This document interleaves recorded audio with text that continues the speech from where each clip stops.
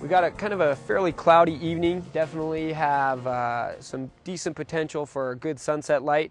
We're hoping for that magic light. Whether it comes or not, we're gonna walk away with a keeper for sure. We chose this location. Basically, we've got quite a bit to work with here in terms of compositional elements. We've got some water. We've got some nice shoreline here where the water has cut away, giving us nice leading lines. We've got some great reflective surfaces where whether we get that magic light or not, we can work it with a Gold-N-Blue polarizer. And in addition, we have options as to whether we'll shoot into or away from the sun. We've got some great mountaintops and ridge lines back there that if for some reason we do get great sunset light, they'll be receiving that nice warm light. If for some reason we don't have breaks in the clouds and the clouds light up with color, we have a location where we can actually shoot into the sun and capture that color in the clouds. So I think the more that you shoot in diverse conditions, the more you realize that great images don't come from happenstance. They require forethought, they require planning. Of course, they're going to benefit from a little bit of luck, and they also benefit from a knowledge of how to use the tools that are going to help you to capture the conditions best. So as you look through the lens here, and I'm using live view on this camera, you can twist it and see the effects that are taking place with the Gold-N-Blue, from gold to kind of a more faded gold, to a blue, to a more intense blue. And as you twist that, you can kind of decide what you like best. So as I'm twisting it here, you know, I'm gonna try my first shot with a fairly intense gold hue to that water. The next key part of this image is balancing the sky with the 3-stop reverse ND grad. Because we're shooting wide angle here, we really need to be careful that we don't get our fingertips in the frame. So definitely pay attention to your LCD when you're reviewing your image.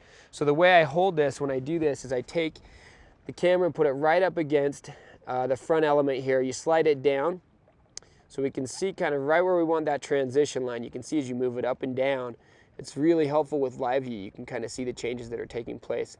And then I actually grab the other part of the filter with this trigger finger that's on my cable release. And so I really am able to keep my fingers out of here. And then we're simply just gonna click the shutter, review the shot right there. We can see that I'm pretty pleased with the results we're getting there. We are losing a little bit of detail in those mountains and trees that are jutting across the horizon. It's such an insignificant part of this image, I don't really care. You gotta decide there's certain parts of your image that you're gonna have to sacrifice, and what we want is the sky and this foreground stream. So we're gonna shoot one more just like this, slide it down, over. Make sure and keep our fingers out of the frame. Wanna make sure you're covering that entire front element. Okay.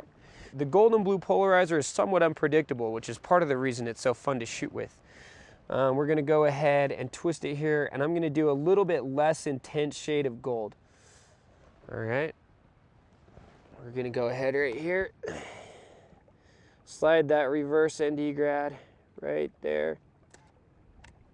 All right, so just to actually demonstrate the difference of shooting with and without the reverse ND grad filter and with and without the Gold-N-Blue polarizer, we're actually going to shoot some images here without those actual tools so you can see the difference that it makes. Here we're just going to go ahead and shoot an image with the Gold-N-Blue polarizer minus the reverse ND grad. So what you're going to notice here is we're still going to have some nice color on the water, but our sky is going to be pretty washed out. All right, so now we're going to remove the Gold-N-Blue polarizer here. I'm going to adjust this exposure just slightly.